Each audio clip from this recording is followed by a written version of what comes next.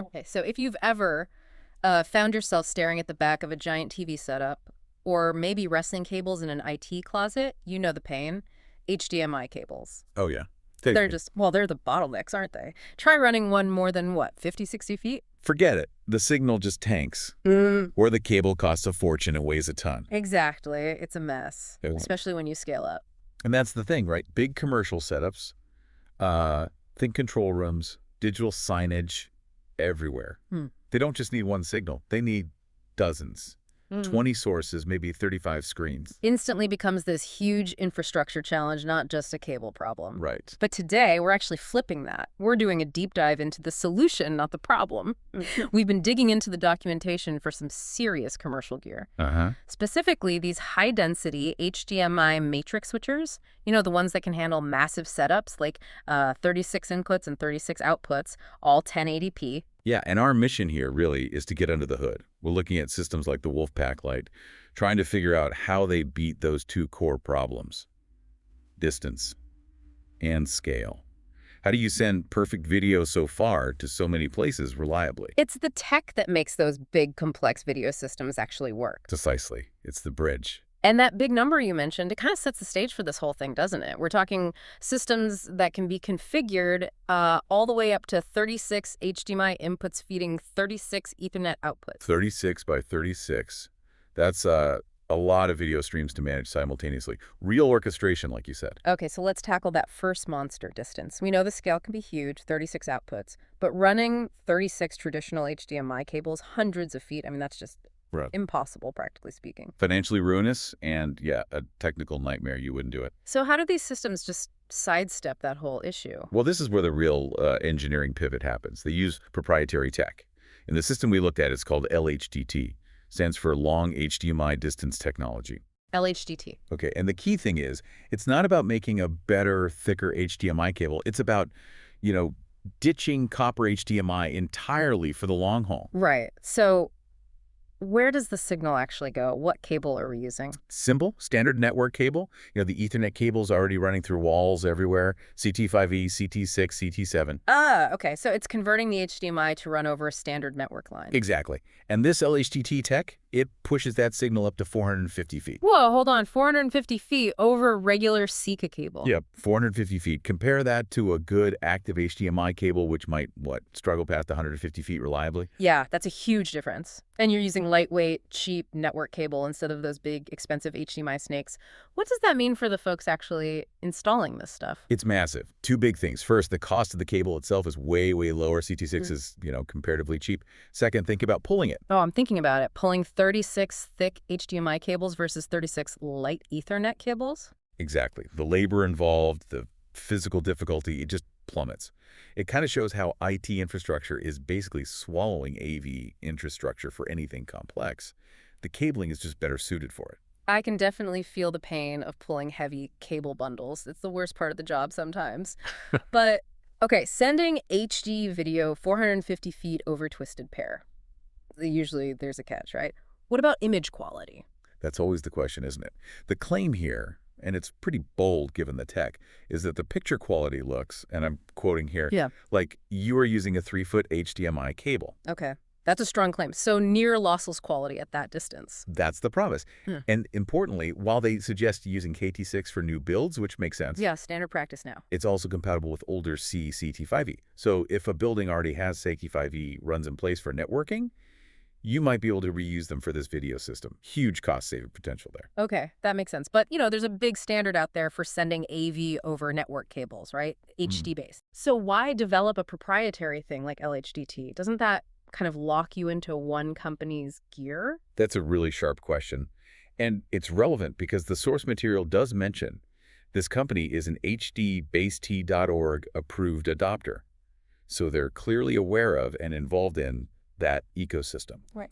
Often, proprietary tech like LHDT emerges when a company wants to push performance beyond what the current standard offers, or maybe integrate features more tightly. Like We'll get to this. But maybe integrating video wall processing directly in a way that's hard with the standard. I see. So it's a trade-off. You give up maybe some interoperability you'd get with standard HD-based TV. Potentially, yeah. But you gain maybe tighter integration, specific features, maybe better performance specs like latency or distance within their specific system. Exactly. It's a choice between standardization and optimizing for a specific, perhaps more demanding feature set. Okay, let's switch gears a bit. We've covered the distance hurdle. What about just the practical side of setting this up? I'm picturing 36 screens, maybe spread out, each needing a little receiver box near it. That sounds like a power nightmare. That's potentially 36 little power adapters, those awful wall warts, cluttering things up behind each TV. I've seen racks full of those things. It's just chaos. The wall wart jungle. Every AV tech knows it well. But yeah, this is another place where using that network cable pays off big time. These systems use power over Ethernet, PoE. Ah, PoE. Okay, explain how that helps in a system this big. It's pretty straightforward, really. Since the video signal is already traveling down that CD5E or CD6 cable, right, the main matrix switch, the big box back in the rack, also sends the low-voltage power needed by the receiver right down the same cable. Okay, so the little receiver box that sits behind the TV doesn't need its own power adapter plugged into the wall. Correct. It gets its power directly from the Ethernet cable coming from the switch. The receiver is a PoE device. So for the installation crew, they run that one single network cable to the TV location, plug it in, and they're done. Pretty much. No hunting for a nearby power outlet, no need to call an electrician to add one, no bulky power brick to hide behind the screen. Oh. That's the practical magic right there. It eliminates potentially 36 separate AC adapters. Think about how much that simplifies the install. Oh, massively. Fewer cables, cleaner look. And fewer points of failure, too. Plus, think about installs where getting power behind the display is actually difficult or expensive. Maybe it's a historic building or just an awkward spot. PoE makes it so much easier. And I'm guessing troubleshooting is easier, too. If a receiver loses power, you know the issue is likely back at the main switch or the cable itself, not some hidden wall wart. Absolutely. Power management becomes centralized, easier to diagnose, easier to maintain. For these kinds of large critical systems, that reliability and simplicity from PoE is, well, it's almost essential to making something like a 36 by 36 setup manageable day to day. All right, so we've got the signal going the distance over network cable and power delivered simply via PoE. Let's talk about the heart of the system, the matrix switcher itself. A 36 by 36 box sounds pretty serious, not your average consumer gadget. Oh, definitely not. This is firmly in the commercial and industrial grade category. And the way they're built reflects that. The documentation shows they use a modular chassis design. Modular? How does that work? Basically, the main box, the chassis, has slots. And you populate those slots with 4 port cards. You can get 4-port input cards for your HDMI sources and 4-port output cards for the Ethernet runs to the receivers. Ah, so you don't necessarily have to buy a massive, fully loaded 36 by 36 unit if you don't need it right away. Exactly. They call it build your own. If your project only needs, say, 12 inputs and 24 outputs, you buy the appropriate chassis and just slot in 3 input cards and 6 output cards. That seems really important for managing costs on these big projects, right? You scale the hardware exactly to the need. Start with an 8 by 16, maybe grow later by adding more cards to the same chassis if it has space. Precisely. It offers flexibility that matches the budget and the operational requirements. But, modularity is only half the story. The performance of those cards has to be top-notch, especially the switching speed. Right, because if you're in a control room switching between camera feeds, you can't have a long delay or a blank screen. No way. That's why the specs mention things like fast 80-millisecond switching. That's the time it takes to change which input is showing on a specific output. 80 milliseconds. Is that considered fast? Very fast for matrix switching. And just as important is the overall latency, also quoted around 80 milliseconds. That's the total delay from the source video entering the system to it appearing on the destination screen. Okay, why is low latency so critical? Well, imagine that control room again. If you're watching live feeds or maybe interacting with data on screen, a noticeable delay, even half a second, makes it feel disconnected, sluggish. It can impact decision-making. 80 mils is practically imperceptible. It feels real-time. Got it. That makes total sense for security or live production kind of environments. So the speed is there. What other smarts are built into these cards? They seem like they must do more than just pass signals around, especially given the price points mentioned. Yeah, they definitely pack in more features to justify that commercial cost. Yeah. The examples range from around $4,350 for an 8x16 up to $7,500 for a 16x36 configuration. So not cheap. Needs to deliver value. Right. One key thing is resolution scaling right on the output cards. Scaling? But I thought the system was focused on 1080p. It is, but think about real-world sources and displays. You might have an older camera sending 720p, or maybe a computer outputting a weird resolution. And on the output side, you might have a mix of 1080p screens and maybe even some older 720p monitors. Ah, okay. So that output card can automatically adjust the picture to fit whatever screen it's connected to. Exactly. It ensures compatibility across everything without needing extra little converter boxes cluttering up the signal path. It cleans everything up. Makes sense. What about audio? Is that handled separately? Yep. The specs mention separate audio handling on all cards. This is crucial because often you want the video on the screen, but maybe the audio needs to go to a separate sound system, like overhead speakers or an amplifier rack. So you can de-embed the audio right at the card level. Correct. Pull it out and send it where it needs to go independently. And one more interesting feature mentioned is a quad view card option. Quad view? What's that? Instead of sending one source to one output, this special card takes 4 different input sources and combines them into one picture, split into 4 quadrants on a single display. Oh, like a security monitoring station where you see 4 cameras on one screen? Precisely. It saves on monitors and simplifies the setup for those kinds of multi-view dashboards. Very useful in network operations centers or, security rooms. It really shows how these systems are tailored for specific professional workflows. Okay, so you've got this incredibly dense, fast, flexible system.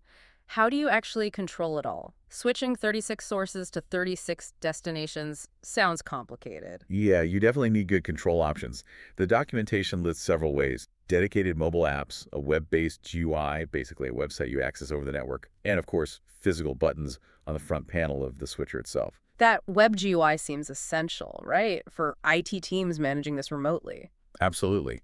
Being able to log in from a computer anywhere on the network to check status, reroute signals, or troubleshoot without having to physically go to the rack room is non-negotiable at this scale. Okay, let's try to pull this all together then. We've really unpacked the core ideas behind this kind of large-scale video distribution. Yeah, I think we hit the main pillars. First, beating distance, using that proprietary LHDT, sending HD video hundreds of feet over standard cheap network cable. Check.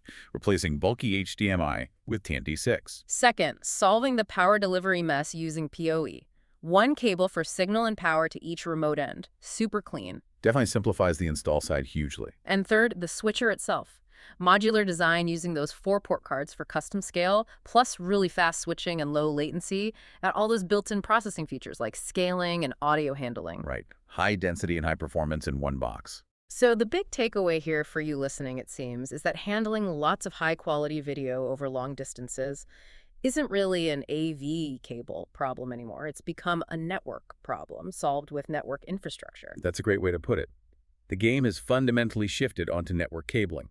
It's cheaper, easier to install, and with tech like LHDT or HDBaseT, it delivers the quality and adds features like PoE. It just makes sense for big installs. And we touched on that HDBaseT standard earlier. The fact that the maker of this LHDT system is also listed as an HDBaseT.org approved adopter. Yeah, that's important context. It shows they're playing in that same broader field, even if their specific solution here is proprietary. It validates the whole approach of using structured network cabling for AV. Exactly. It confirms the industry trend. Whether it's an open standard like HDBaseT or a highly optimized system like the one we discussed, the underlying principle is the same. CT6 is the future for distributing HD signals reliably at scale. Which kind of leads us perfectly into our final thought for you to chew on. Given how effectively these matrix systems use regular network cable to push high-quality video 450 feet, manage power simply with PoE, and handle dozens of sources and screens, how long before those traditional thick copper HDMI cables become, well, basically obsolete for anything other than maybe the last 3 feet connecting your Blu-ray player to your TV? It really makes you wonder, doesn't it? Are dedicated HDMI cables destined only for super short point-to-point connections? It seems like for any kind of structured installation, any significant distance or scale, the network cable has already won. The AV rack is starting to look exactly like the network rack. The wiring closet of the future. Yeah. Already here, perhaps.